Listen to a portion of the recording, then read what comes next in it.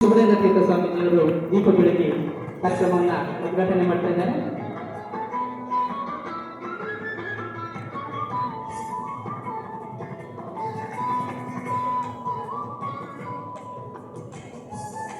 ಎಲ್ಲ ಗಣ್ಯರು ವೇದಿಕೆಯಲ್ಲಿ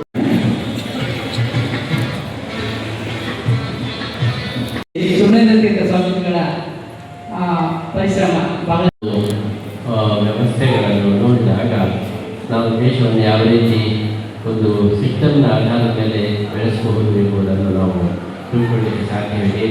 ನಮ್ಮ ದೇಶದಲ್ಲಿಯೂ ಕೂಡ ಸರಕಾರಿಯವಾದದ್ದು ಯಾವುದೇ ಇರಲಿ ಅದು ಅತ್ಯುತ್ತಮವಾದದ್ದು ಎನ್ನುವಂತಹ ಭಾವನೆ ಬಂದಾಗ ಅವರ ದೇಶ ಪುರೋಭಿವೃದ್ಧಿಯನ್ನು ಹೊಂದಲಿಕ್ಕೆ ಸಾಧ್ಯವಿದೆ. ಈ ದೃಷ್ಟಿಯಲ್ಲಿ ಈ ರೀತಿಯ ಚಿಂತನೆ ಇದು ಅತ್ಯಂತ ಒಂದು ಶುಭೋದಯ. ಈ ಒಂದು ಒಳ್ಳೆಯ ಕೆಲಸ ನಮ್ಮ ಕೃಷ್ಣ ಮಠದಲ್ಲಿ ನಮ್ಮ ಪರ್ಯಾಯ ಕಾಲದಲ್ಲಿ ಇಲ್ಲಿ ನಡೀತಾ ಇರುವುದು ಕೂಡ ನಮಗೆ ಬಹಳ ಸಂತೋಷ. ಕೃಷ್ಣನ ಸಂದೇಶವು ಕೂಡ ಅದೇ ಆಗಿದೆ. ನಮ್ಮ ಪರ್ಯಾಯವನ್ನು ಕೂಡ ನಾವು ಆದಷ್ಟು ಜನಗಳಿಗೆ ಬೋಧನೆ ಮಾಡತಕ್ಕಂತಹ, ಜನಗಳಿಗೆ ಸ್ಫೂರ್ತಿ ಕೊಡತಕ್ಕಂತಹ ರೀತಿಯಲ್ಲಿ ನಡೆಯಬೇಕು ಅಂತ ಭಗವದ್ಗೀತೆಯ ಆಧಾರವಾಗಿ ಇಟ್ಟುಕೊಂಡು ಗೀತೆಯ ಬೋಧನೆಗಳು, ಗೀತೆಯ ಸಂದೇಶಗಳು ಎಲ್ಲರಿಗೂ ತಲುಪುವ ಹಾಗೆ ಆಗಬೇಕು ಎಂಬಂತಹ ಈ ಒಂದು ಸಂಕಲ್ಪವನ್ನು ಮಾಡಿದ್ದೇವೆ. ಅದಕ್ಕೆ ಅನುಗುಣವಾಗಿ ಶಿಕ್ಷಣ ಕ್ಷೇತ್ರದಲ್ಲಿಯೂ ಕೂಡ ವಿಶೇಷವಾದ ಒಂದು ಕ್ರಾಂತಿಯನ್ನು ಮಾಡತಕ್ಕಂಥ ಈ ಒಂದು ಕಾರ್ಯಕ್ರಮ ನಮ್ಮ ಪರ್ಯಾಯ ಕಾಲದಲ್ಲಿ ನಡೀತಾ ಇರೋದು ತುಂಬ ಸಂತೋಷ. ನಮ್ಮ ಪೂರ್ಣ ಪ್ರೋತ್ಸಾಹ ಇದಕ್ಕೆ ಇದೆ. ಎಲ್ಲ ಜನರು ಸೇರಿ ದೇಶವನ್ನು ವಿಶ್ವಗುರುವನ್ನಾಗಿ ಮಾಡಬೇಕು. ಪ್ರಪಂಚದಲ್ಲಿ ನಮ್ಮ ದೇಶ ಅದು ಎಲ್ಲರಿಗೂ ಕೂಡ ಸ್ಫೂರ್ತಿ ಕೊಡತಕ್ಕಂತಹ, ಮಾರ್ಗದರ್ಶನ ಮಾಡತಕ್ಕಂತಹ ಒಂದು ದೇಶ ಆಗಬೇಕು ಎನ್ನುವಂತಹ ಒಂದು ಸಂಕಲ್ಪವನ್ನು ನಾವೆಲ್ಲರೂ ಕೂಡ ಮಾಡೋಣ. ಅದಕ್ಕೆ ಶ್ರೀಕೃಷ್ಣ ಮುಖ್ಯ ಪ್ರಾರ್ಥನೆ ವಿಶೇಷ ಅನುಗ್ರಹದಲ್ಲಿ ಹೇಳಿ ನಾವು ಸಂದರ್ಭದಲ್ಲಿ ಪ್ರಾರ್ಥಿಸುತ್ತಾ ಈ ಒಂದು ಕಾರ್ಯದಲ್ಲಿ ಸಹಭಾಗಿಗಳಾಗುವ ಎಲ್ಲ ನ್ಯಾಯಾಧೀಶರನ್ನು ಕೂಡ ನಾವು ಅಭಿನಂದಿಸ್ತಾ ಇದ್ದೇವೆ. ನ್ಯಾಯಾಧೀಶರು ಇಂತಹ ಒಂದು ಸಾಮಾಜಿಕ ಕಾರ್ಯದಲ್ಲಿ ಒಂದು ಸಹಭಾಗಿಗಳಾಗಿರುವುದು, ಅವರು ಕೂಡ ಈ ದೇಶದ ಪ್ರಜೆಗಳು, ಅವರು ಕೂಡ ಈ ದೇಶದ ಒಂದು ನಾಯಕರು ಎಂಬಂತಹ ಒಂದು ಭಾವನೆಯನ್ನು ಮೂಡಿಸ್ತಾ ಇದೆ. ಅವರನ್ನು ಕೂಡ ನಾವು ಈ ಸಂದರ್ಭದಲ್ಲಿ ವಿಶೇಷವಾಗಿ ಅಭಿನಂದಿಸ್ತಾ ಈ ಕಾರ್ಯಕ್ರಮ ಅತ್ಯಂತ ಯಶಸ್ವಿಯಾಗಿ ನಡೆಯಲಿ ಅಂತ ಹೇಳಿ ಹಾರೈಸ್ತಾರೆ. ಹಾಗೆಯೇ ಇವತ್ತು ಶಿಕ್ಷಕರು ಪ್ರಶಸ್ತಿಯನ್ನು ಕೂಡ ಪಡೀತಾ ಇದ್ದಾರೆ. ಅದು ಕೂಡ ಬಹಳ ಒಂದು ಒಳ್ಳೆಯ ಪ್ರವೃತ್ತಿಯಾಗಿದೆ. ಇವತ್ತು ಎಲ್ಲ ವಿದ್ಯಾರ್ಥಿಗಳು ಕೂಡ ಡಾಕ್ಟರ್ ಆಗಬೇಕು, ಇಂಜಿನಿಯರ್ ಆಗಬೇಕು ಎಂಬುದನ್ನೇ ಅವರು ಬಯಸ್ತಾ ಇದ್ದಾರೆ.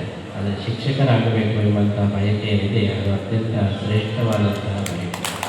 ಯಾಕೆಂತ ಹೇಳಿದರೆ ಶಿಕ್ಷಕರಾದರೆ ಮಕ್ಕಳ ಜೊತೆಗೆ ವಿಶೇಷವಾದಂತಹ ಸಂಬಂಧ, ಆತ್ಮೀಯತೆ, ಮನುಷ್ಯರ ಜೊತೆಗೆ ಸಂಬಂಧ ಇದೆ. ಅದೇ ರೀತಿ ನಮ್ಮ ಮನಸ್ಸಿನಲ್ಲಿರತಕ್ಕಂತಹ ಒಂದು ಜ್ಞಾನವನ್ನು ಇನ್ನೊಬ್ಬರಿಗೆ ನಾವು ಅದನ್ನು ಕೊಡುವಾಗ ಆಗತಕ್ಕಂಥ ಆನಂದ ಅದು ಇಂಜಿನಿಯರ್ಗಳೆಲ್ಲ ಆಗಲಿಕ್ಕೆ ಸಾಧ್ಯ ಇಲ್ಲ. ಅವರಿಗೆಲ್ಲ ಕಂಪ್ಯೂಟರ್ ಎದುರಿಗೆ ಕೂತು ಟೆನ್ಷನ್ ಆಗಿ ಹೋಗ್ತದೆ. ಆದರೆ ಶಿಕ್ಷಕ ಕ್ಷೇತ್ರದಲ್ಲಿರುವವರಿಗೆ ಎಷ್ಟೆಷ್ಟು ಕ್ಲಾಸು ಬೋಧನೆ ಮಾಡ್ತಾರೆ ಅಷ್ಟು ಮನಸ್ಸಿಗೆ ತುಂಬ ಸಂತೋಷವಾಗ್ತದೆ. ಹಿಂದಿನ ಕಾಲದಲ್ಲಿ ಅತ್ಯಂತ ಪ್ರೆಸ್ಟೀಜಿಯಸ್ ಪೋಸ್ಟ್ ಅಂದರೆ ಶಿಕ್ಷಕರು, ಪ್ರೊಫೆಸರ್ ಅಂತೇಳಿ ಅದು ಮತ್ತೆ ಪುನಃ ಮರುಕಳಿಸಬೇಕು.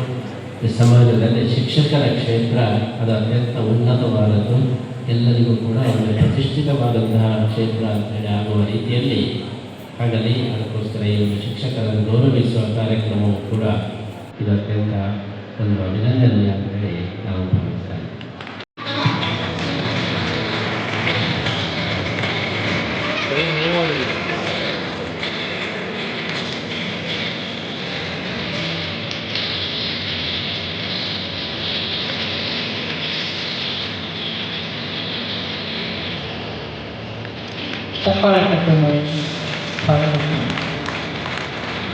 ಗಿಡ ಬೆಳೆಯುವ ಹಾಗೆ ನಮ್ಮ ಸಂಘಟನೆ ಹಾಗೂ ಮಕ್ಕಳ ಆಶಯಗಳು ಬೆಳಗ್ಗೆ ಅಂತ ಹೇಳ್ತೇನೆ.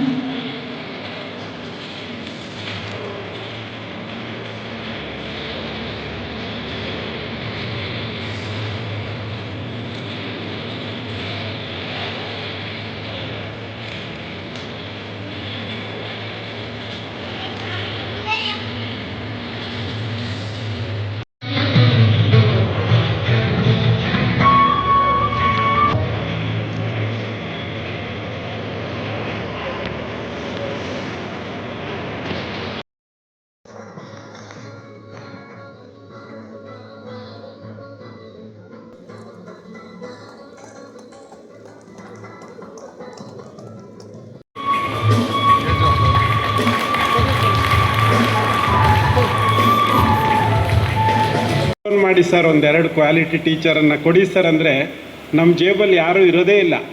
ಈ ಥರದ ಸ್ಥಿತಿ ಅದನ್ನು ಮುನ್ನೋಟವನ್ನು ಕೆಲವು ವರ್ಷಗಳ ಹಿಂದೆಯೇ ಗಮನಿಸಲಾಗಿದೆ. 2020 NEP-ನಲ್ಲಿ ಈ ಮಾತನ್ನು ಹೇಳಿದ್ದಾರೆ. ನಮಗೆ ತುಂಬ ಕೊರತೆ ಬೀಳುವಂಥ ಸಂದರ್ಭಗಳು ಬರುತ್ತೆ. ಇಂಗ್ಲೀಷ್, ಗಣಿತ ಶಿಕ್ಷಕರ ಕೊರತೆ ಭಾರತದಲ್ಲಿ ಈಗಾಗಲೇ ಕಾಣಿಸ್ತಾ ಇದೆ ಅಂತೇಳಿ. ಆದರೆ ಅದರಲ್ಲಿ ಮುನ್ನೋಟದಲ್ಲಿ ಹೇಳಿದ್ದಾರೆ, ನಾವು ವಿದೇಶಗಳಿಗೂ ರಫ್ತು ಮಾಡುವಷ್ಟು ಶಿಕ್ಷಕರನ್ನು, ಗುಣಮಟ್ಟದ ಶಿಕ್ಷಕರನ್ನು ಸಿದ್ಧ ಮಾಡಬೇಕು ಅನ್ನುವಂಥ ಆಶಯವನ್ನು ಕೂಡ ವ್ಯಕ್ತಪಡಿಸಿದ್ದಾರೆ.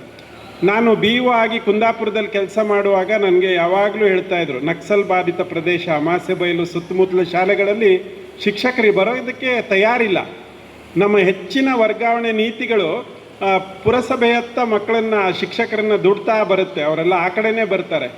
ಆ ಭಾಗಗಳಲ್ಲಿ ಶಿಕ್ಷಕರಿಲ್ಲದೆ ಇರೋದಕ್ಕೂ NEP-ನಲ್ಲಿ ಹೇಳ್ತಾರೆ, ಆ ಭಾಗದ ಹೆಣ್ಣು ಮಕ್ಕಳಿಗೆ ವಿಶೇಷ ಸ್ಕಾಲರ್ಶಿಪ್ ಕೊಟ್ಟು, ಶಿಕ್ಷಣ ಕೊಟ್ಟು ಅವ್ರನ್ನ ಟೀಚರನ್ನಾಗಿ ಮಾಡಿ ಅವರು ಅಲ್ಲಿ ಉಳಿತಾರೆ ಅಂಥೇಳಿ.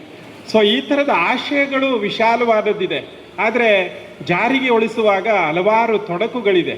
ಇವುಗಳನ್ನು ನಾವು ಅರ್ಥ ಮಾಡಿಕೊಂಡು ಈ ಥರದ ಎಲ್ಲದಕ್ಕೂ ಪರಿಹಾರವನ್ನು ಸರ್ಕಾರ ಕೊಡಲಿ ಅಥವಾ ಇನ್ಯಾರೋ ಒಬ್ಬರು ಕೊಡಲಿ ಅಂತ ಕಾಯೋದಕ್ಕಿಂತ ನಾವು ಸ್ಟೇಕ್ ಹೋಲ್ಡರ್ಸ್ ಆಗಿ, ಭಾಗಿದಾರರಾಗಿ ತಕ್ಷಣದ ಪರಿಹಾರಗಳನ್ನು ನಾವು ಕಂಡುಕೊಳ್ಳದೆ ಹೋದರೆ ನಮ್ಮ ಶಾಲೆಗಳು ಸೊರಗಿ ಹೋಗ್ತವೆ.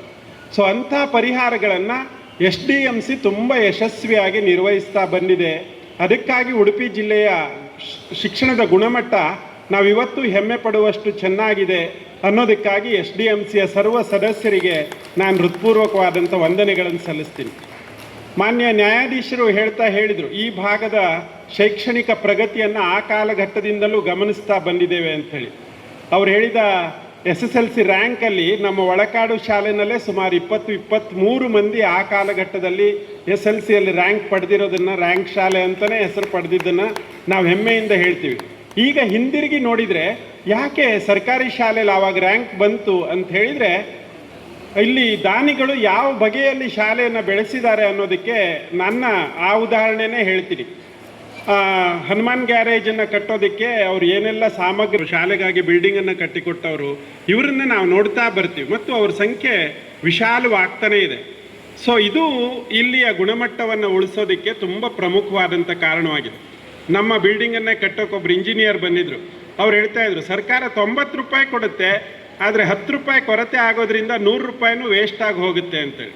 ಸೊ ಎಲ್ಲೆಲ್ಲಿ 90 ರೂಪಾಯಿ ಸರ್ಕಾರದಿಂದ ಬರುತ್ತೋ ಅಲ್ಲಿ ಸಾರ್ವಜನಿಕರು ಒಂದು 10 ರೂಪಾಯಿ ಹಾಕಿದರೆ ಆ 100 ರೂಪಾಯಿ ಸಮಾಜಕ್ಕೆ ಸಿಗುವಂಥ ಸಾಧ್ಯತೆಗಳನ್ನು ತೆರೆದಿಡ್ಬೋದಾಗಿ. ಸೊ ಇದನ್ನು ನಾವು SDMCಯ ಮೂಲಕ ನಿರೀಕ್ಷೆ ಮಾಡ್ತಾ ಇರ್ತೀವಿ.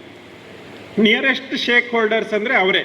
ನಮ್ಮ ಶಿಕ್ಷಣ ಹೇಗಿರಬೇಕು, ಒಂದು ರಾಷ್ಟ್ರೀಯ ನೀತಿ ಒಂದು ಹೇಳುತ್ತೆ, ರಾಜ್ಯ ನೀತಿ ವಿಶೇಷವಾಗಿ ಪಠ್ಯಪುಸ್ತಕ ಇವುಗಳ ಮೂಲಕ ಅದನ್ನು ಒತ್ತು ಕೊಡುತ್ತೆ. ಆದರೆ ಸ್ಥಳೀಯವಾಗಿ ನಮ್ಮ ಅಗತ್ಯಗಳಿಗೆ ಸ್ಪಂದಿಸುವಂತಹ ಸಾಧ್ಯತೆಗಳನ್ನು, ಅವಕಾಶಗಳನ್ನು ರೂಪುಗೊಳಿಸೋದಕ್ಕೆ ಸಾಧ್ಯ ಆಗೋದು SDMCಗಳಿಗೆ. ಸೊ ಅವರಲ್ಲಿ ಎಷ್ಟು ಬದ್ಧತೆ ಇದೆ, ಅವರಿಗೆ ಆ ಶಾಲೆಯ ಬಗ್ಗೆ ಎಷ್ಟು ಪ್ರೀತಿ ಇದೆ, ಇದರಿಂದಾಗಿ ಆ ಶಾಲೆ ಬೆಳೆಯೋದಕ್ಕೆ ಸಾಧ್ಯವಾಗುತ್ತೆ. ನಾನು ಸರ್ಕಾರಿ ನೌಕರಿಗೆ ಸೇರುವಾಗ ಸರ್ಕಾರಿ ಶಾಲೆಯಲ್ಲಿ ಓದುತ್ತಿರುವ ಮಕ್ಕಳ ಸಂಖ್ಯೆ ಸುಮಾರು 75% ಇತ್ತು. ಇವಾಗ ನಾನು ನಿರ್ಗಮನಕ್ಕೆ ಹತ್ತತ್ರ ಬರ್ತಾ ಇದ್ದೀನಿ. ಸರ್ಕಾರಿ ಶಾಲೆಯಲ್ಲಿ ಓದುವ ಮಕ್ಕಳ ಸಂಖ್ಯೆ 45% ಇಳಿದಿದೆ. ಸೊ ಕಳೆದ 20 ವರ್ಷಗಳಲ್ಲಿ ಸುಮಾರು 30% ಅಷ್ಟು ಮಕ್ಕಳು ಸರ್ಕಾರದ ವ್ಯವಸ್ಥೆಯಿಂದ ದೂರ ಹೋಗ್ತಾ ಇದ್ದಾರೆ. ಅನುದಾನ ರಹಿತ ಶಾಲೆಗಳು ಆ ಬಗೆಯ ಆಕರ್ಷಣೆಗಳನ್ನು ರೂಪಿಸುವುದು ಸಾಧ್ಯವಾಗಿದೆ. ಈಗ ನಾವೇನಾದರೂ ಎಚ್ಚೆತ್ತುಕೊಳ್ಳದೆ ಹೋದರೆ ಖಂಡಿತವಾಗಿ ತುಂಬ ದಿನದವರೆಗೆ ಸರ್ಕಾರಿ ಶಾಲೆಗಳು ಉಳಿಯುತ್ತೆ ಅಂತೇಳಿ ಹೇಳೋದಕ್ಕೆ ಸಾಧ್ಯ ಆಗಲ್ಲ. ಸೊ ಇದಕ್ಕೆ ರಾಷ್ಟ್ರ ಏನು ಕೊಡುತ್ತೆ, ರಾಜ್ಯ ಸರ್ಕಾರ ಏನು ಕೊಡುತ್ತೆ ಅನ್ನೋದನ್ನು ಕೇಳೋಕ್ಕಿಂತ ನಾವು ಅಲ್ಲಿ ಸ್ಥಳೀಯವಾಗಿ ಒಂದು ವಿಶ್ವಾಸಾರ್ಹತೆಯನ್ನು ರೂಪಿಸುವ ಅಗತ್ಯ ಇದೆ. ಇವತ್ತು ಜಡ್ಜ್ ಸರ್ ಜೊತೆ ಮಾತಾಡ್ತಾ ಇರುವಾಗ ಅವ್ರು ಹೇಳ್ತಾ ಇದ್ರು, ಎಷ್ಟು ಜನ ಹಳೆ ವಿದ್ಯಾರ್ಥಿಗಳು ಶಾಲೆಗೆ ಬರ್ತಾರೆ, ನಾನು ಕಲ್ತಂಥ ಜಾಗ ಅಂತೇಳಿ ಹೆಮ್ಮೆಯಿಂದ ಹೇಳ್ಕೊಳ್ತಾರೆ, ಆ ಮಕ್ಕಳಿಗೆ ಒಂದು ರೋಲ್ ಮಾಡೆಲನ್ನು ಹೇಗೆ ರೂಪಿಸ್ತಾರೆ, ಈ ಅಂಶಗಳನ್ನು ನಾವಿವತ್ತು ಖಂಡಿತವಾಗಿ ಎಲ್ಲ ಶಾಲೆಗಳಲ್ಲಿ ಗುರುತಿಸಬೇಕಾಗಿದೆ. ಮತ್ತು ಮುಂದಿನ ಇವತ್ತು ನಮ್ಮ ಕ್ಲಾಸ್ ರೂಮಲ್ಲಿ ಕೂತಂಥ ಮಗು SLC ಅನ್ನೋ PUC ಅನ್ನೋ ಡಿಗ್ರಿಯನ್ನು ಮುಗಿಸಿ ಬರುವಾಗ ನಮ್ಮ ಮಾರುಕಟ್ಟೆಗಳು ಹೇಗಿರುತ್ತೆ, ಅವರಿಗೆ ಉದ್ಯೋಗ ಅವಕಾಶಗಳು ಹೇಗಿರ್ಬೋದು, ಇವುಗಳನ್ನು ಕೂಡ ನಾವು ಸ್ಥೂಲವಾಗಿ ಗಮನಿಸಬೇಕಾಗಿದೆ. ಒಂದು ಕಡೆ ಆತಂಕ ಅವ್ರು ಹೇಳಿದಾಗೆ ಪೋಕ್ಸೋ ಕಾಯ್ದೆಯಿಂದ ಬಳಲುವ ಮಗು ಇರ್ಬೋದು, ಅಥವಾ ಕಾಯ್ದೆಯಿಂದ ಬಳಲೋದಲ್ಲ, ಒಂದು ಮುಂದಿನ ಕಾಲಘಟ್ಟದಲ್ಲಿ ವಿಶೇಷವಾಗಿ ಉಳಿಯುವಂಥದ್ದಾಗಿರುತ್ತೆ. ಇವತ್ತು ವಾಚ್ಮೆನ್ ಕೆಲಸ ಬೇಕು ಅಂದ್ರೂ ಯಾವುದೋ ಒಂದು ಕಂಪನಿಯವ್ರು ತಗೊಳ್ತಾರೆ. ಆದರೆ ಮುಂದಿನ 4-5 ವರ್ಷದಲ್ಲಿ ಒಂದು CC ಕ್ಯಾಮ್ರಾ ಮತ್ತು ಒಂದೆರಡು ರಿಮೋಟ್ಗಳಿದ್ದರೆ, ಯಾವುದು ನಾವೇನು ಹೇಳ್ತೀವಿ ರಿಮೋಟ್ ಅನ್ನೋಕ್ಕಿಂತ ಕಂಪ್ಯೂಟರ್ಗಳಿದ್ದರೆ ಅದು ನಮ್ಮಲ್ಲಿ ಯಾರನ್ನು ಬಿಡಬೇಕು ಯಾರನ್ನು ಬಿಡಬಾರ್ದು ಅಂತ ನಿರ್ಧಾರ ಮಾಡುವಂಥ ಶಕ್ತಿ ಅವರಿಗಿರುತ್ತೆ. ವಾಚ್ಮೆನ್ ಕೆಲಸನೂ ಸಿಗೋದು ಕಷ್ಟ. ಅಥವಾ ಈಗ ನಾವ್ಯಾರು ತಾಂತ್ರಿಕವಾಗಿ ಹೇಳ್ತಾ ಇದ್ದೀವಿ ಆ ಕೆಲಸಗಳು ಉಳಿಯೋದು ಕಷ್ಟ. ಸೊ ನಮ್ಮ ಮಕ್ಕಳನ್ನು ಸೃಜನಶೀಲರನ್ನಾಗಿ ರೂಪಿಸಬೇಕಾದಂಥ ಅನಿವಾರ್ಯತೆ ಇದೆ. ಅವರು ಮುಂದಿನ 21ನೇ ಶತಮಾನದ ಸವಾಲುಗಳನ್ನು ಸ್ವೀಕರಿಸುವುದಕ್ಕೆ ಅವರನ್ನು ಸನ್ನದ್ಧಗೊಳಿಸಬೇಕಾಗಿದೆ. ಅವರಲ್ಲಿ ಆ ಬಗೆಯ ಆತ್ಮವಿಶ್ವಾಸವನ್ನು ರೂಪಿಸಬೇಕಾಗಿದೆ. ಅವರಲ್ಲಿ ಆ ಬಗೆಯ ಸೃಜನಶೀಲತೆಯನ್ನು ಬತ್ತಿ ಬಾಡಿ ಹೋಗದಂತೆ ಕಾಪಾಡಬೇಕಾದಂಥ ಜವಾಬ್ದಾರಿ ನಮ್ಮ ಶಿಕ್ಷಕರ ಮೇಲಿದೆ. ಆ ದೃಷ್ಟಿಕೋನದಲ್ಲಿ ಗಮನಿಸಿದಾಗ ಇವತ್ತಿನ ಯಾರಿಗೆ ನಾವು ಪ್ರಶಸ್ತಿಯನ್ನು ಕೊಡ್ತಾ ಇದ್ದೀವಿ ಆ ಪ್ರತಿಯೊಬ್ಬ ಶಿಕ್ಷಕರು ಒಂದು ವಿಶೇಷವಾದ ದೊಡ್ಡ ಹಿನ್ನೆಲೆಯನ್ನು ಹೊಂದಿ ಬಂದಿದ್ದಾರೆ.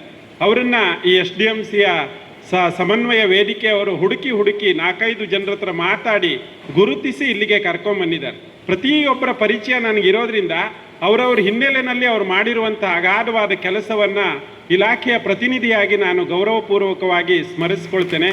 ಮತ್ತು ಅಂಥ ಶಿಕ್ಷಕರು ಒಂದು ಮಾಡೆಲ್ ಏನನ್ನು ರೂಪಿಸಿದ್ದಾರೆ ಅದು ಬೇರೆಯವರಿಗೂ ಶಿಕ್ಷಕರಾಗಿ ಬರೋದಕ್ಕೆ ಒಂದು ಪ್ರೇರಣೆಯನ್ನು ಕೂಡ ಒದಗಿಸ್ತಾ ಇದೆ. ಹಾಗೆ ನಾನು ಅಕ್ಷರಗಳಂಸಿ ಮತ್ತು ಮುಖ್ಯೋಪಾಧ್ಯಾಯರ ನಡುವೆ ಸಮನ್ವಯದ ಕೊರತೆ, ಅಂಥ ಕಡೆ ಎಲ್ಲ ದೂರುಗಳು ನಮ್ಮ ಕಚೇರಿಗಳಿಗೆ ತಲುಪ್ತವೆ. ಅಲ್ಲಿ ಮತ್ತೆ ಒಂದು ತನಿಖೆಗಳು ನಡೀತವೆ. ಈ ಥರ ಆದಾಗ ಒಮ್ಮೆ ಮನಸ್ಸು ಮುರಿದ್ರೆ ಅದು SDMC ಅವರದ್ದು ಇರ್ಬೋದು, ಮುಖ್ಯೋಪಾಧ್ಯಾಯರದ್ದು ಆಯಿತು, ಆವಾಗ ಅಲ್ಲಿ ಸಾಗಬೇಕಾದ ವೇಗ ತುಂಬ ಕುಂಠಿತಗೊಳ್ಳುತ್ತೆ. ನಮ್ಮಿಬ್ಬರ ನಡುವಿನ ಸಂಘರ್ಷ ಇಡೀ ಒಂದು ಶಿಕ್ಷಣ ಸಂಸ್ಥೆಯ ಬೆಳವಣಿಗೆಗೆ ಒಂದು ತಡೆಗೋಡೆಯಾಗಿ ನಿರ್ಮಾಣವಾಗಿಬಿಡುತ್ತೆ. ಇದರಲ್ಲಿ ನಾವು ಅತ್ಯಂತ ಎಚ್ಚರಿಕೆಯಿಂದ ಇರಬೇಕಾಗುತ್ತೆ. ಆ ಥರ ಆಗದೆ ಇರುವಂತೆ ನಾನು ನೀವು ಒಟ್ಟಾಗಿ ಕೆಲಸ ಮಾಡೋಣ, ನಮ್ಮಿಬ್ಬರ ಗುರಿ ಒಂದೇ ಅನ್ನೋದನ್ನು ಒಟ್ಟಾಗಿ ತಗೊಂಡು ಸ್ವಪ್ರತಿಷ್ಠೆಯನ್ನು ಸ್ವಲ್ಪ ಮಟ್ಟಿಗೆ ಕಡಿಮೆ ಮಾಡಿಕೊಂಡು ನಾವು ಕೆಲಸ ಮಾಡಿದರೆ ಅದು ನಮಗೆ ಉತ್ತಮವಾದಂಥ ಫಲಿತಾಂಶವನ್ನು ನೀಡೋದಕ್ಕೆ ಸಾಧ್ಯವಾಗುತ್ತೆ. ಈ ಹಿನ್ನೆಲೆಯಲ್ಲಿ ಮುಂದಿನ ಜನಾಂಗ ಶಿಕ್ಷಕರಾಗಿ ಬರಬೇಕು ಅನ್ನೋ ಆಶಯದೊಂದಿಗೆ ಈಗಿರುವ ಒಳ್ಳೆಯ ಶಿಕ್ಷಕರನ್ನು ಗುರುತಿಸಿ ಈ ಬಗೆಯ ಗೌರವದಿಂದಾಗಿ ಅವರ ಜವಾಬ್ದಾರಿ ಹೆಚ್ಚಾಗುತ್ತೆ. ಅವರು ಮತ್ತಷ್ಟು ಬದ್ಧತೆಯಿಂದ ಕೆಲಸ ಮಾಡೋದಕ್ಕೆ ಸಾಧ್ಯವಾಗುತ್ತೆ. ಇದರಿಂದಾಗಿ ನಾವು ಒಂದು ಒಳ್ಳೆಯ ಸಮಾಜವನ್ನು ನಿರ್ಮಿಸುವ ಸಾಧ್ಯತೆಗಳನ್ನು ಮತ್ತೆ ತೆರೆದಿಟ್ಟಂತಾಗುತ್ತೆ. ಹಾಗಾಗಲಿ ಅಂತ ಹೇಳ್ತಾ ಸಂಬಂಧಪಟ್ಟ ಎಲ್ಲರಿಗೂ ವಂದನೆಗಳನ್ನು ಸಲ್ಲಿಸಿ ಹಾಗೆ ಇಂಥ ಗುರುಗಳಿರುವಾಗ ಎಲ್ಲ ವಿದ್ಯಾರ್ಥಿಗಳಿದೆ ಇಲ್ಲಿ SDMC ಅವರು ಹಾಗೂ ಫೌಂಡೇಶನ್ ಪ್ರವರ್ತಕರು ಇದನ್ನ ಪರಿಶೀಲಿಸಿ ನಿಮ್ಮ ಶಾಲೆಯನ್ನು ಅತ್ಯುತ್ತಮ ಬಾಂಧವ್ಯ ಗುಣಮಟ್ಟದ ಶಿಕ್ಷಣ ನೀಡುವಲ್ಲಿ ಶಿಕ್ಷಕರ ಸಾಧನೆ ಬೈಲೂರು ವಲಯದ ಸರ್ಕಾರಿ ಹಿರಿಯ ಪ್ರಾಥಮಿಕ ಶಾಲೆ ಅಧ್ಯಕ್ಷರು ಹಾಗೂ ಕುಮಾರಿ ಸಮೀಕ್ಷಾ ಇವರಿಗೆ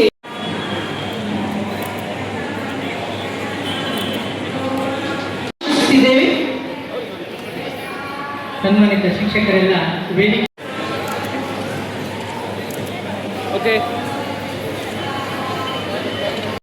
ಹೆಚ್ಚಳ, ಶಾಲಾ ವಾತಾವರಣ, ಶಿಕ್ಷಕರು ಮತ್ತು SDMC ಅವರ ನಡುವೆ ಇರುವ ಅಧಿಕಾರವನ್ನು ಉಪಯೋಗಿಸಲು ಹಾಗೂ ಅದಕ್ಕೆ ಬೇಕಾದ ಸಲಹೆ ಸೂಚನೆ ಈ ಎಲ್ಲ ಅಂಕಿಅಂಶಗಳನ್ನು ಪರಿಶೀಲಿಸಿ ನಿಮ್ಮ ಶಾಲೆಯನ್ನು SDMC ಸಂಘಟನೆ ಶಾಲೆಯಲ್ಲಿ ನಡೆಯುವ ಕಾರ್ಯಚಟುವಟಿಕೆಗಳಲ್ಲಿ SDMC ಅವರು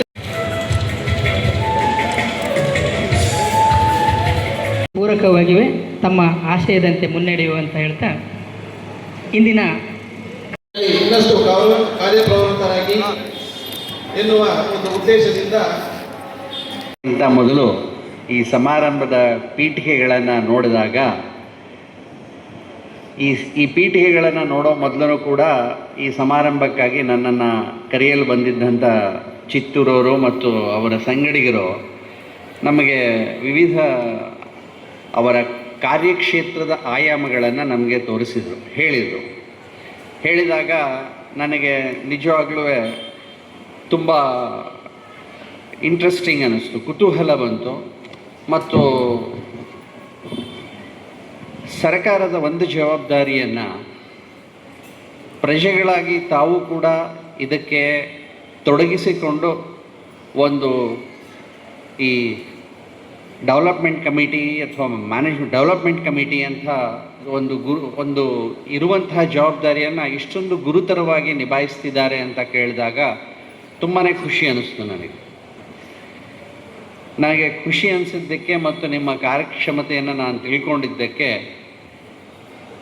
ಈ ಸೇವೆಯನ್ನು ಒದಗಿಸುವಂತಹ ತಾವೆಲ್ಲರೂ ಕೂಡ ಅಭಿನಂದನಾರ್ಹರು ಅಂತ ಹೇಳೋದಕ್ಕೆ ಇಷ್ಟಪಡ್ತೇನೆ. ಈ ಸಮಾರಂಭಕ್ಕೆ ಬರಬೇಕು ಅಂತ ಕರೆದ್ರು ನಾನು ಅನ್ವಿಲ್ಲಿಂಗ್ ಆಗಿದ್ದೆ. ಆವಾಗ ನನ್ನ ಸಹೋದರ ನ್ಯಾಯಾಧೀಶರು ಮತ್ತು ನಮ್ಮ ಅನೇಕ ಕಾರ್ಯಕ್ರಮಗಳಲ್ಲಿ ಉತ್ಸಾಹನ ತೋರ್ತಿರುವಂಥ ನನ್ನ ಸಹೋದರ ನ್ಯಾಯಾಧೀಶರಾದಂಥ ಪುರುಷೋತ್ತಮ ಅವರನ್ನು ಹೇಳಿ ಅಂತ ಹೇಳಿದೆ.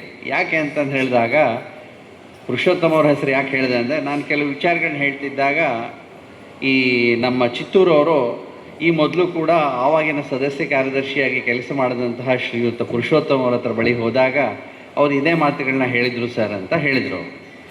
ಅದು ಹೇಳಿದಾಗ ನನಗೆ ತುಂಬಾ ಖುಷಿ ಆಯಿತು. ಅಂದರೆ ನಾವು ಸಹೋದರ ನ್ಯಾಯಾಧೀಶರಾಗಿದ್ದರೂ ಕೂಡ ನಮ್ಮ ಕಾರ್ಯವ್ಯಾಪ್ತಿ, ನಮ್ಮ ವೈಚಾರಿಕತೆಗಳು ಅನೇಕವಾಗಿದ್ದರೂ ಕೂಡ ವಿಚಾರಗಳು ಸಮಾನವಾಗಿ ಬಂದಂತಹ ಉದ್ದೇಶಗಳು ಮತ್ತು ಅವುಗಳ ಈಡೇರಿಸುವ ನಮ್ಮ ಪ್ರಕ್ರಿಯೆಗಳಲ್ಲಿ ನಾವು ತೊಡಗಿಸಿಕೊಳ್ಳುವಂತಹ ರೀತಿಗಳಲ್ಲಿ ಸಾಮ್ಯತೆ ಕಂಡುಬಂದಾಗ ಅದು ತುಂಬ ಅರ್ಥಪೂರ್ಣವಾದಂಥ ಫಲಿತಾಂಶಗಳನ್ನು ಕೊಡ್ತಾ ಹೋಗುತ್ತೆ. ಆ ನಿಟ್ಟಿನಲ್ಲಿ ನಾನು ಹೇಳಿದೆ. ಆದರೆ ಅವರು ಕೂಡ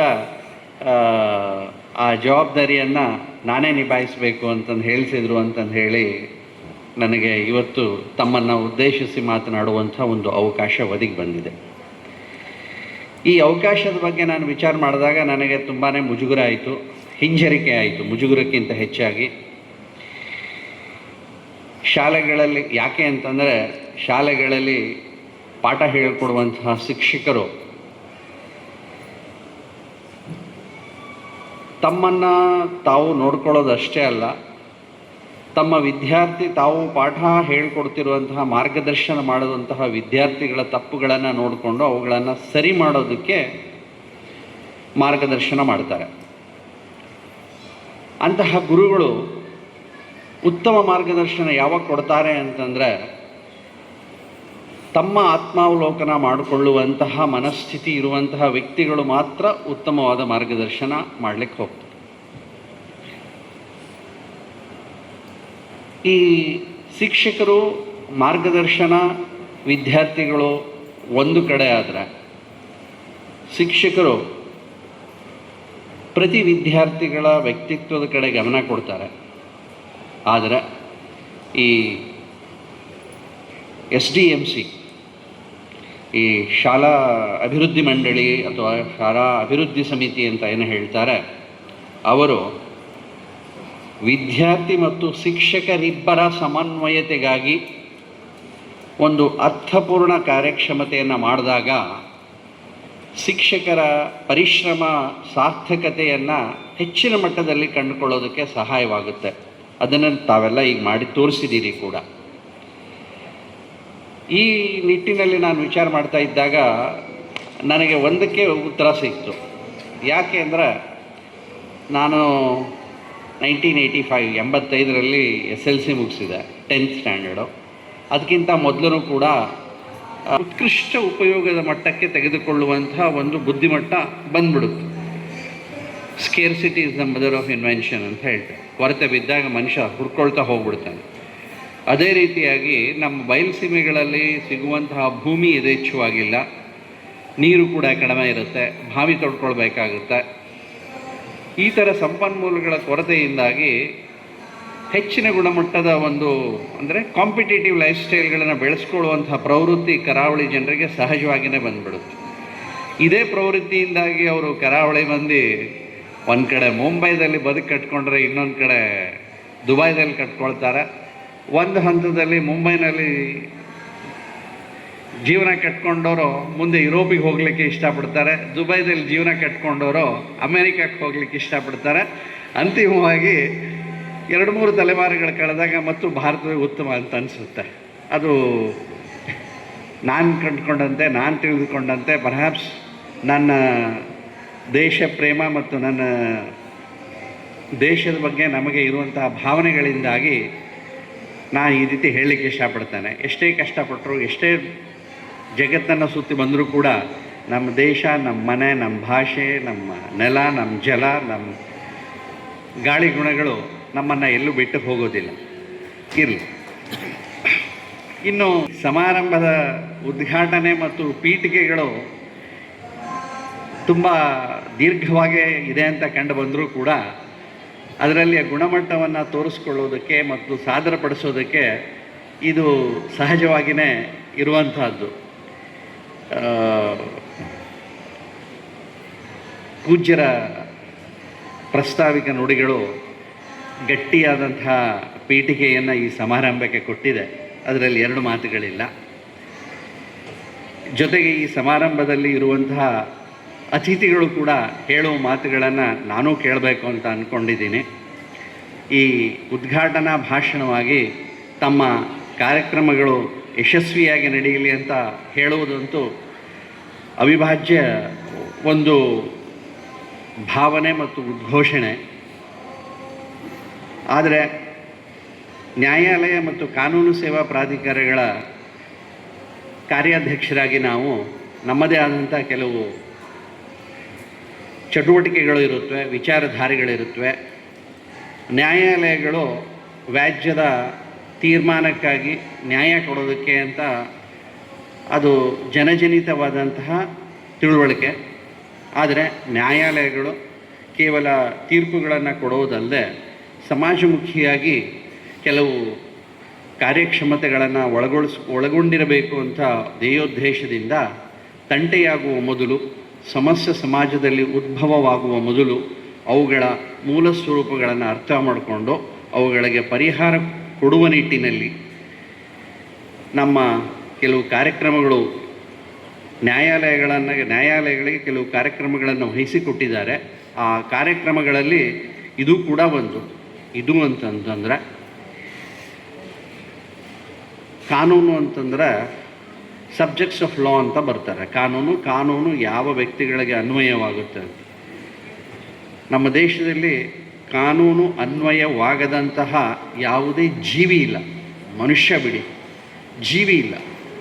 ಎಲ್ಲ ಜೈವಿಕ ಅಜೈವಿಕ ವಸ್ತುಗಳಿಗೆ ಅವುಗಳ ಹುಟ್ಟು ಮರಣಾನಂತರವೂ ಕೂಡ ಕಾನೂನು ಅನ್ವಯವಾಗುವಂತಹ ಪರಿಸ್ಥಿತಿ ನಮ್ಮ ದೇಶದಲ್ಲಿದೆ.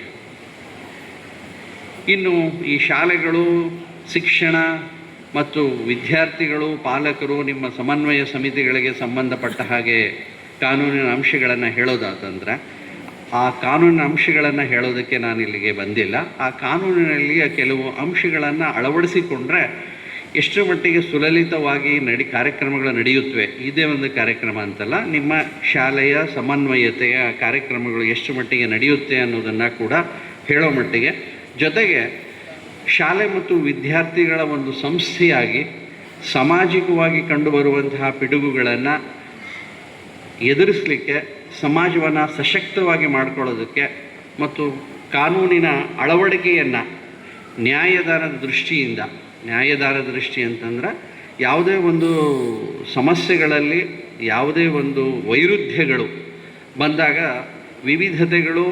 ಕೆಲವು ವೈರುಧ್ಯತೆಗಳು ಸಮಾಜದಲ್ಲಿ ಸಮಸ್ಯೆಗಳನ್ನು ತರುತ್ತವೆ.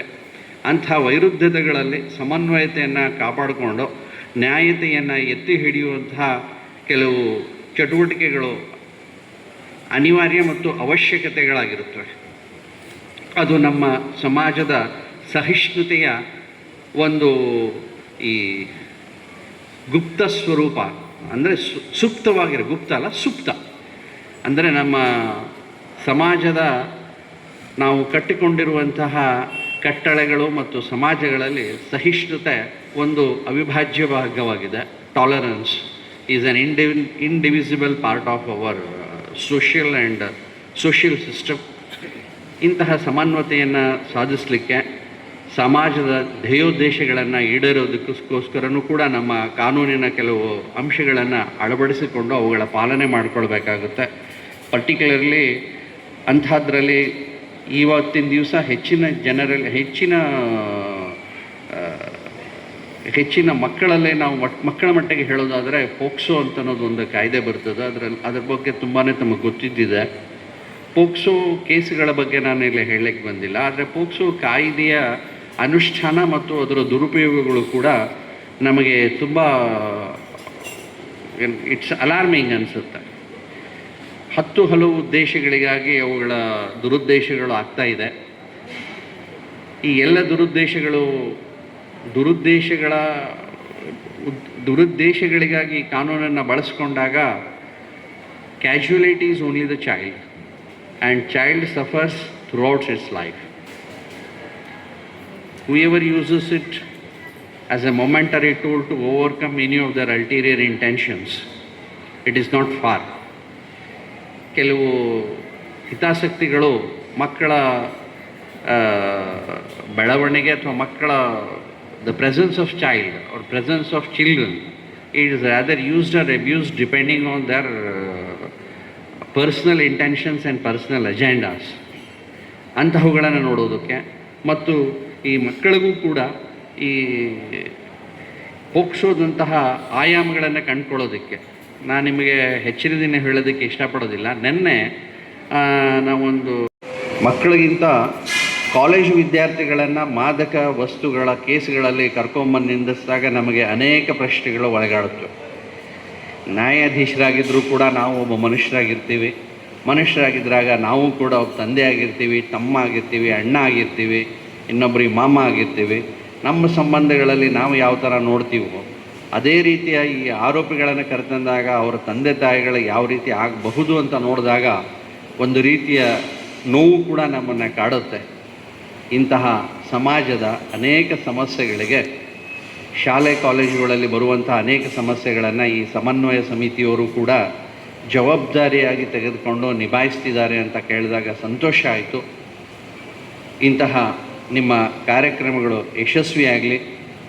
ನಿಮ್ಮ ಕಾರ್ಯಕ್ಷೇತ್ರಗಳಲ್ಲಿ ಕಾನೂನಿನ ವಿಷಯವಾಗಿ ಬರುವಂತಹ ಯಾವುದೇ ಸಮಸ್ಯೆಗಳು ಸವಾಲುಗಳಿದ್ದರೆ ಅದಕ್ಕೆ ನಮ್ಮ ಜಿಲ್ಲಾ ಕಾನೂನು ಸೇವಾ ಪ್ರಾಧಿಕಾರ ಆ ಸೇವೆ ಸಹಾಯವನ್ನು ಒದಗಿಸೋದಕ್ಕೆ ಸದಾ ಲಭ್ಯವಿರ್ತದೆ. ದಯವಿಟ್ಟು ಆ ಸೇವೆಯನ್ನು ತೆಗೆದುಕೊಳ್ಳ್ರಿ. ಸೇವಾ ಕಾನೂನಿಗೆ ಸಂಬಂಧಪಟ್ಟಂತಹ ವಿಷಯಗಳ ಬಗ್ಗೆ ತಿಳುವಳಿಕೆ ಬೇಕಾಗಿದ್ದರೆ ಅವುಗಳ ಬಗ್ಗೆನೂ ಹೇಳುತ್ತವೆ. ಆಡಳಿತಾತ್ಮಕ ವಿಷಯಗಳ ಬಗ್ಗೆನೂ ಕೂಡ ತಿಳುವಳಿಕೆ ನೀಡೋದಕ್ಕೆ ನಮ್ಮ ಕಾನೂನು ಸೇವಾ ಪ್ರಾಧಿಕಾರದಲ್ಲಿಯೂ ಸೂಕ್ತವಾದ ಸಂಪನ್ಮೂಲ ವ್ಯಕ್ತಿಗಳಿರ್ತಾರೆ. ಅವ್ರ ಕಡೆಯಿಂದನೂ ಕೂಡ ನಾವು ನಿಮಗೆ ಅವಶ್ಯಕವಾದ ಮಾಹಿತಿಗಳನ್ನು ಒದಗಿಸೋದಕ್ಕೆ ಪ್ರಯತ್ನ ಮಾಡ್ತೀವಿ. ನಿಮ್ಮ ಈ ಗುರುತರವಾದಂತಹ ಜವಾಬ್ದಾರಿಯ ಕಾರ್ಯದಲ್ಲಿ ನಮ್ಮನ್ನು ಕೂಡ ಭಾಗವಾಗಿ ಪರಿಗಣಿಸಿ ತಮ್ಮ ಜೊತೆ ಭಾಗವಹಿಸಿ ನಮ್ಮನ್ನು ಕೂಡ ನಮ್ಮ ಕಾರ್ಯಕ್ಷೇತ್ರವನ್ನು ಗುರುತಿಸ್ಕೊಳ್ಳೋದಕ್ಕೆ ಸಹಾಯ ಮಾಡಿಕೊಟ್ಟಿದ್ದಕ್ಕೆ ತಮ್ಮೆಲ್ಲರಿಗೂ ಕೂಡ ನಾನು ಆಭಾರಿಯಾಗಿದ್ದೇನೆ. ಈ ಸಮಾರಂಭದಲ್ಲಿ ಈ ಅವಕಾಶವನ್ನು ಕೊಟ್ಟಂಥ ತಮ್ಮೆಲ್ಲರಿಗೂ ಮತ್ತೊಮ್ಮ ವಂದಿಸಿ ನಾನು 4 ಮಾತುಗಳನ್ನು ಮುಗಿಸ್ತೇನೆ. ನಮಸ್ಕಾರ. ಅದಕ್ಕೆ ಸಂಬಂಧಿಸಿದ ತರಬೇತಿಯನ್ನು ನೀಡಲು ಜಿಲ್ಲೆಯಲ್ಲಿ 30ರಷ್ಟು ಸಂಪನ್ಮೂಲ ಸ್ವಾಗತಿಸಿಕೊಂಡಿದ್ದೇವೆ ಸರ್. ನಮ್ಮ ಕಾರ್ಯಕ್ರಮಕ್ಕೆ ಆಗಮಿಸಿರುವ ಜನತಾ ನಗರ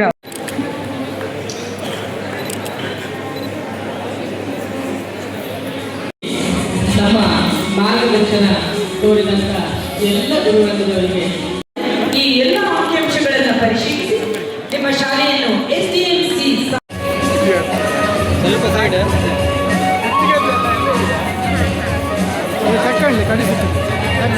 ಪೋಷಕರ ಬೇಡಿಕೆಯಂತೆ ಶಾಲೆಗಳಲ್ಲಿ ಪೂರ್ವ ಪ್ರಾಥಮಿಕ ತರಗತಿಗಳನ್ನು ತೆರೆಯಲು ಉಚಿತ ಮತ್ತು ಕಡ್ಡಾಯ ಶಿಕ್ಷಣ ಕಾಯ್ದೆಯ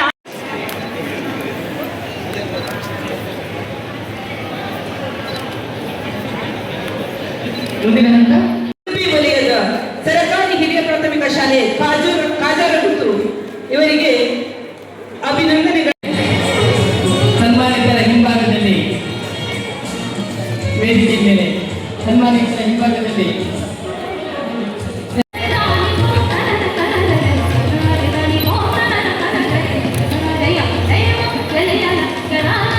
ಎಲ್ಲರೂ ಕೂಡ ಈ ಗುರುವಂದನ ಕಾರ್ಯಕ್ರಮವನ್ನು ಕಣ್ತುಂಬಿಕೊಳ್ತಾ ಇದ್ದಾರೆ.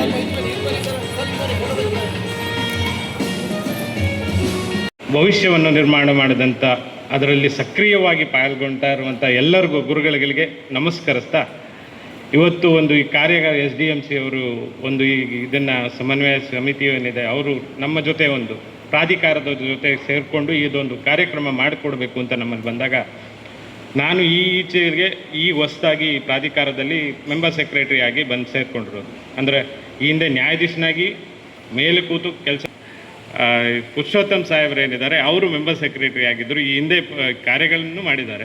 ಅವರೇ ಇವತ್ತು ಈಗ ಮುಖ್ಯ ಈ ನಮ್ಮ ಪ್ರಾಧಿಕಾರ ಮತ್ತು ನಿಮ್ಮ ಒಂದು SDMC ಇದ್ರ ಮಧ್ಯದಲ್ಲಿ ಒಂದು ಬ್ರಿಡ್ಜ್ ಥರ ಮಾಡಿ ಅವರೇ ಇದು ಕಾರ್ಯಕ್ರಮಕ್ಕೆ ಮುನ್ನಡೆ ಮಾಡಿಕೊಟ್ರು ಅವರು.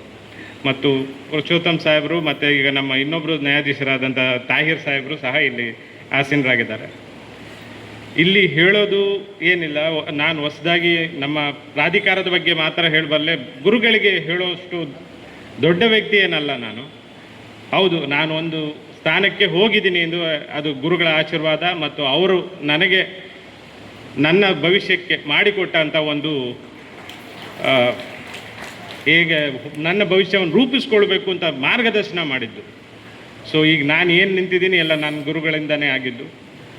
ಆ ಗುರುಗಳಿಗೂ ನಮಸ್ಕರಿಸ್ತಾ, ಇವತ್ತು ಈಗ ನಾವು ಇದರಲ್ಲಿ ನೋಡಬೇಕಾದ್ರೆ ಒಂದು ಎಜುಕೇಷನ್ ಅಂದರೆ ಏನು, ಫ್ಯಾಕ್ಟ್ಸ್ ಬಗ್ಗೆ ತಿಳುವಳಿಕೆ ಮೂಡಿಸೋದು ಒಂದೇ ಎಜುಕೇಷನ್ ಅಲ್ಲ, ಅದ್ರ ಬಗ್ಗೆ ಅದು ಎಷ್ಟು ಫ್ಯಾಕ್ಟ್ಸಿಂದ ಇದನ್ನು ತುಂಬ ಯೋಚನಾ ಶಕ್ತಿ ಬೆಳೆಸ್ಕೊಳ್ಳುವಂಥದ್ದು, ಯೋಚನೆ ಮಾಡುವಂಥ ಶಕ್ತಿ ಒಬ್ಬ ವ್ಯಕ್ತಿಯಲ್ಲಿ ಬೆಳೆಸುವಂಥದ್ದು ಗುರುಗಳ ಒಂದು ಆದ್ಯ ಕರ್ತವ್ಯ ಆಗಿರ್ತದೆ. ಈ ನಿಟ್ಟಿನಲ್ಲಿ ತಾವೆಲ್ಲ ಈಗಾಗಲೇ ಆ ಕಾರ್ಯಗಳನ್ನು ಮಾಡ್ತಾ ಇದ್ದೀರಿ, ಮಕ್ಕಳುಗಳನ್ನು ಭವಿಷ್ಯವನ್ನು ರೂಪಿಸ್ತಾ ಇದ್ದೀರಿ. ಅದನ್ನು SDMC ಈಗ ಏನು ಅದ್ರ ಜೊತೆ ಸಮನ್ವಯ ಮಾಡಿಕೊಂಡು ಸರ್ಕಾರಿ ಶಾಲೆಗಳನ್ನು ಉಳಿಸುವಂಥ ಒಂದು ಕಾರ್ಯಗಳನ್ನು ತಾವು ಮಾಡ್ತಾ ಇದ್ದೀರಿ, ಇದು ಶ್ಲಾಘನೀಯ.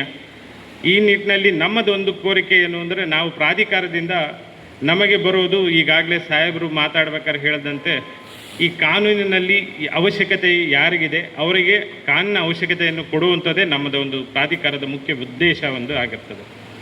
ಈ ಉದ್ದೇಶನ ನಾವು ಪೂರ್ಣಗೊಳಿಸೋದು ನಿಮ್ಮ ಥ್ರೂಯಿಂದ ಹೆಂಗೆ ಆಗ್ಬೋದು ಅಂದರೆ, ಈಗ ಅತಿ ಹೆಚ್ಚು ಸಾಹೇಬರು ಹೇಳ್ದಂಗೆ ಪೋಕ್ಸೋ ಮತ್ತು NDPS ಈ ಇದರಲ್ಲಿ ತುಂಬ ಏನು ಅಫೆನ್ಸಸ್ ಆಗ್ತಾ ಇರೋ ಬಗ್ಗೆ, ನಮಗೆ ಬೆಳವಣಿಗೆ ಆಗ್ತಾ ಇರೋ ಬಗ್ಗೆ ನಮಗೆ ಮಾಹಿತಿ ಬರ್ತಾ ಇರೋದು, ಕೋರ್ಟಲ್ಲಿ ಕಟ್ಲೆಗಳು ಆಗ್ತಾ ಇರೋದು ಈ ನಿಟ್ಟಿನಲ್ಲೇ ಜಾಸ್ತಿ ಆಗಿದೆ. ಇದನ್ನು ತಡೆಗಟ್ಟೋದು ಯಾವಾಗ, ಹೆಂಗೆ, ಏನು ಅನ್ನೋದು ತಮ್ಮಗಳ ಒಂದು ಗುರುಗಳು ತಾವು ಮಕ್ಕಳಿಗೆ ಏನು ಮಾಹಿತಿಯನ್ನು ಕೊಡ್ತಾ ಇದ್ದೀರಿ, ಆ ಮಾಹಿತಿಯನ್ನು ಅವ್ರ ಬಗ್ಗೆ ಇನ್ನೂ ಹೆಚ್ಚು ಅವರಿಗೆ ಮಾಹಿತಿ ಕೊಡೋ ಒಂದು ಉದ್ದೇಶ ಇದೆ. ಇದನ್ನು ನಾವು ಪ್ರಾಧಿಕಾರದಿಂದ ಕೂಡಿಕೊಂಡು ಬೇಕಾದ್ರೂ ತಮ್ಮ ಶಾಲೆಗಳಲ್ಲಿ ಯಾವುದಾದ್ರು ಒಂದಿನ ಪ್ರೋಗ್ರಾಮ್ಸ್ ಮಾಡೋದಿದ್ರೆ ನಮಗೆ ಹೇಳಿದ್ರೆ ನಾವು ತಮ್ಮ ಜೊತೆ ಕೂಡ್ಕೊಳ್ಳಿಕ್ಕೆ ಆಶಿಸ್ತೇವೆ. ಈಗಾಗಲೇ ಗುರುವಂದನೆ ತೊಗೊಂಡ್ರಂಥ ನಮ್ಮ ಕಾಮತ್ ಸರ್ಗೂ ಅವ್ರಿಗೆ ಕಂಗ್ರಾಟ್ಸ್ ಹೇಳ್ತಾ, ಮತ್ತು ಇನ್ನೂ ಹೆಚ್ಚು ಗುರುಗಳು ಈ ಥರ ಮುಂದೆ ಬರಲಿ ಮತ್ತು ಒಳ್ಳೆ ಕಾರ್ಯಗಳನ್ನು ಮಾಡಲಿ ಅಂತ ಆಶಿಸ್ತಾ, ನನಗಿಲ್ಲಿ ಕರೆದು ಇವತ್ತು ಭಾಷಣ ಮಾಡಲಿಕ್ಕೆ ಅನುಮಾಡಿಕೊಟ್ಟು ತಮ್ಮೆಲ್ಲರಿಗೂ ವಂದಿಸ್ತಾ ನನ್ನ ಭಾಷಣ ಮುಗಿಸ್ತೇನೆ. ಒಂದು ಶಿಲೆ ಅದನ್ನ ಕೆತ್ತಿ ಒಂದು ರೂಪ ಮಾಡುವಂಥದ್ದು ಒಬ್ಬ ಶಿಕ್ಷಕರ ಕೈಯಲ್ಲಿದೆ. ಅಂತ ಒಂದು ಗುರುಗಳಿಗೆ ಜಿಲ್ಲಾ ಮಟ್ಟದ ಅತ್ಯುತ್ತಮ SDMC ಮತ್ತು ಸರ್ಕಾರಿ ಶಾಲೆ ಪ್ರಶಸ್ತಿಗೆ ಭಾಜನರಾಗಿರುವ ಕಾಪು ವಲಯದ ಸರ್ಕಾರಿ ಅವರಿಗೆ ಗೌರವದ ಚಪ್ಪಾಳೆಗಳನ್ನ ಇನ್ನೊಮ್ಮೆ ಎಲ್ಲರೂ ನೀಡಬೇಕಾಗಿ ಕೇಳಿಕೊಳ್ತಾ ಇದ್ದೇನೆ. ಅಮಾವಾಸ್ಯೆ ಬೈಲ್ ಸರ್ಕಾರಿ ಹಿರಿಯ ಪ್ರಾಥಮಿಕ ಶಾಲೆ ಇವರಿಗೆ ಗೌರವದ ಚಪ್ಪಾಳೆಗಳನ್ನ ಸಲ್ಲಿಸೋಣ. ವೇದಿಕೆಯಾಗಿ ಕಾರ್ಯನಿರ್ವಹಿಸುತ್ತಿವೆ. ಅಲ್ಲದೆ ಕಳೆದ ಬಾರಿ ವೇದಿಕೆಯಲ್ಲಿ ನ್ಯಾಯಾಧೀಶರು ತಿಳಿಸಿದ ಸರ್ಕಾರಿ ಶಾಲೆ ಹಿತಾಸಕ್ತಿಯ ಮಾನದಂಡದ ಪ್ರಕಾರ ತನ್ನ ಮಕ್ಕಳನ್ನು ಸರ್ಕಾರಿ ಶಾಲೆಯ ಶಿಕ್ಷಣಕ್ಕೆ ಕಲಿಸುವ ಇವತ್ತು ಕಾರ್ಯಕ್ರಮಕ್ಕೆ ಆಗಮಿಸಿದವರು ನೋಂದಣಿ ಆಗದಿದ್ದಲ್ಲಿ ಅಲ್ಲಿ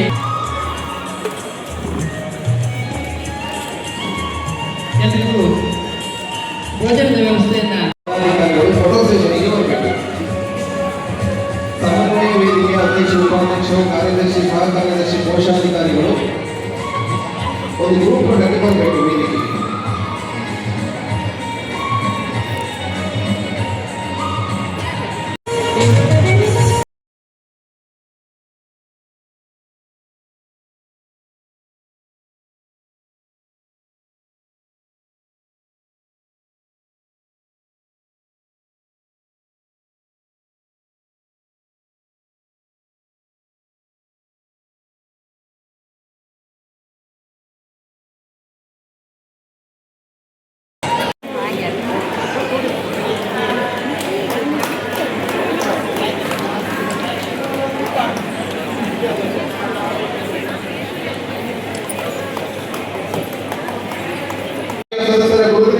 ವೇದಿಕೆಯನ್ನು ಪಡೆದುಕೊಳ್ಳಬೇಕಾಗಿ ವಿನಂತಿ.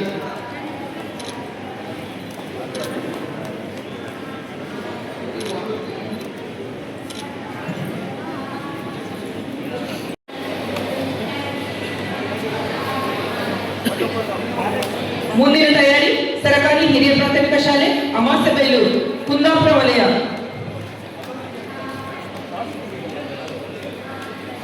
ಸ್ವಲ್ಪ ಸೈಡ್ ತಗೊಳ್ಬೇಕಂತ ಕೇಳ್ಕೊಳ್ತಾ ಇದ್ದೇವೆ. ದಯವಿಟ್ಟು ಆದಷ್ಟು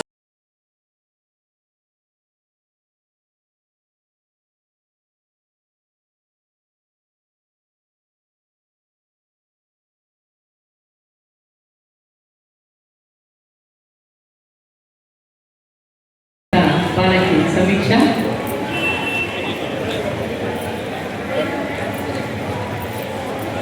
ಬನ್ನಿ ಬನ್ನಿ ಬನ್ನಿ ಇದು ಸ್ಮರಣಿಕೆ. ಓಕೆ, ಫೋಟೋ ಸೆಷನ್ ಹಿಂದೆ ಅಧ್ಯಕ್ಷರು ಹಾಗೂ ಕುಮಾರಿ ಸಮೀಕ್ಷಾ ಇವರಿಗೆ ಸನ್ಮಾನ ಕಾರ್ಯಕ್ರಮ ನಡೆಯುತ್ತಿದ್ದು ಅವರಿಗೆ ಅಭಿನಂದನೆಯ ಚಪ್ಪಾಳೆಗಳನ್ನ ನೀಡುವುದರ ಮೂಲಕ ಗೌರವಿಸಬೇಕಾಗಿ ಕೇಳಿಕೊಳ್ಳುತ್ತಿದ್ದೇನೆ.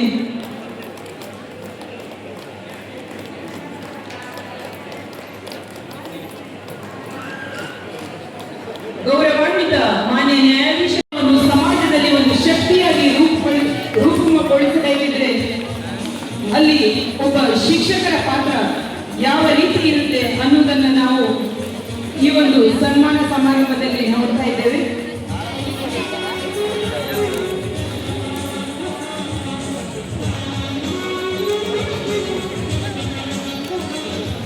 ನಮ್ಮ ಮಕ್ಕಳನ್ನ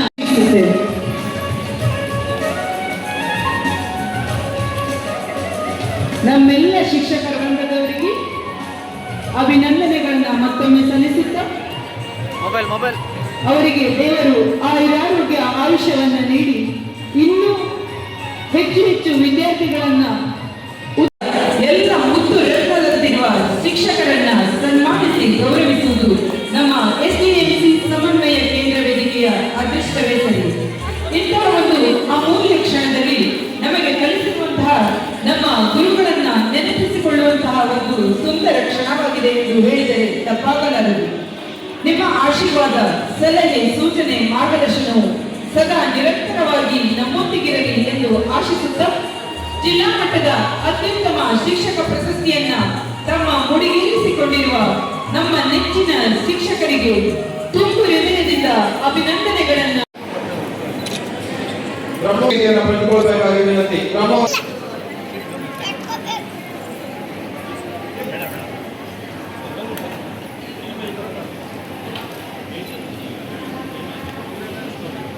ದಯವಿಟ್ಟು ಗುರುತಿನ ಚೀಟಿಯನ್ನು ಪಡೆಯುವವರು ಒಬ್ಬೊಬ್ಬರಾಗಿ ಅಧ್ಯಕ್ಷರು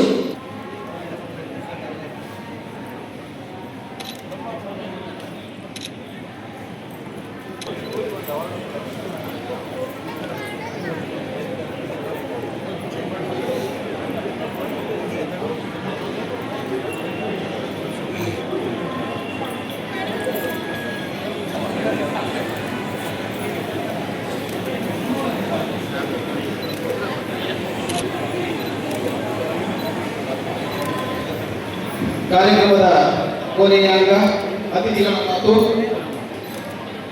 ಮಲ್ಲಿಕ ಪೂಜಾರಿ ಅವರು ಆಸನವನ್ನು ಸ್ವೀಕರಿಸಬೇಕು. ಬಾಲಕೃಷ್ಣ ಪೂಜಾರಿ ಅವರು ಆಸನವನ್ನು ಸ್ವೀಕರಿಸಬೇಕು. ಅಶ್ವಥ್ ಗೋಪಾಡಿ ಅವರು ಈಚೆ ಬರಲಿ. ಎಲ್ಲ ಶಿಕ್ಷಕ ಬಂಧುಗಳೇ, SDMCಯ ಸದಸ್ಯರೇ, ಇದು ಮಾತನಾಡುವ ಹೊತ್ತಲ್ಲ, ಊಟ ಮಾಡುವ ಹೊತ್ತಲ್ಲಿ ಮಾತನಾಡಿದರೆ ಯಾರೂ ಕೂಡ ಮಾತನ್ನು ಕೇಳುವಂಥ ಪರಿಸ್ಥಿತಿಯಲ್ಲಿಲ್ಲ. ಹಾಗಾಗಿ ಇವತ್ತಿನ ಈ ಒಂದು ಕಾರ್ಯಕ್ರಮದಲ್ಲಿ ನಮ್ಮ ಈ ಒಂದು ಜಿಲ್ಲಾ ಮಟ್ಟದ ಅತ್ಯುತ್ತಮ ಪ್ರಶಸ್ತಿಯನ್ನು ಪಡೆದಿರತಕ್ಕಂಥ ಎಲ್ಲ ಗೌರವಾನ್ವಿತ ಶಿಕ್ಷಕರಿಗೆ ನಾನು ವಿಶೇಷವಾಗಿ ನಮ್ಮ ಜಿಲ್ಲಾ SDM ಸಮನ್ವಯ ಕೇಂದ್ರ ವೇದಿಕೆ ಜಿಲ್ಲಾ ಘಟಕ ಹಾಗೂ ನಮ್ಮ ರಾಜ್ಯ ಸಮಿತಿಯ ಪರವಾಗಿ ವಿಶೇಷವಾಗಿ ಅಭಿನಂದನೆಯನ್ನು ನಾನು ಸಲ್ಲಿಸ್ತಾ ಇದ್ದೇನೆ.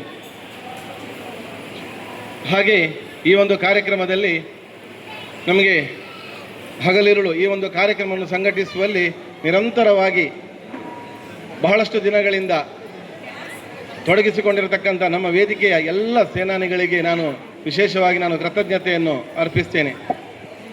ಸುಮಾರು 10 ವರ್ಷಗಳ ಹಿಂದೆ ಇದೇ ವೇದಿಕೆಯಲ್ಲಿ ಅಂದಿನ ಪರಮ ಪೂಜ್ಯ ಸ್ವಾಮೀಜಿಗಳಾದಂಥ ವಿಶ್ವೇಶತೀರ್ಥ ಸ್ವಾಮೀಜಿಯವರ ಒಂದು ವಿಶೇಷ ದಿವ್ಯ ಉಪಸ್ಥಿತಿಯಲ್ಲಿ ನಾವು ರಾಜಾಂಗಣದಲ್ಲಿ ಅಂದು ಕಾರ್ಯಕ್ರಮ ಮಾಡಿದಾಗ ಈ ರಾಜಾಂಗಣ ತುಂಬಿ ತುಳುಕ್ತಾ ಇತ್ತು.